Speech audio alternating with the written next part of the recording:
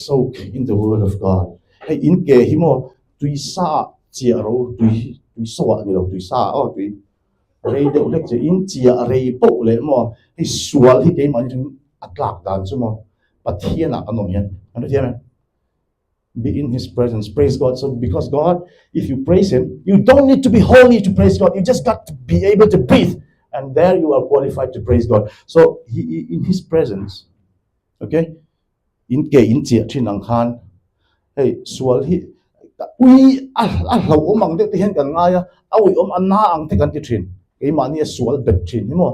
ma se I da chu ko soi tu bin tho ro chem te lo la han ziat teu a satisfying top an lo chuak a bal top a bal pu le a mu no ni me so pathian na omro in sual pu le mo min mu no nuo min ti zo ka ro bal fak lo chu han chia ve ma se ho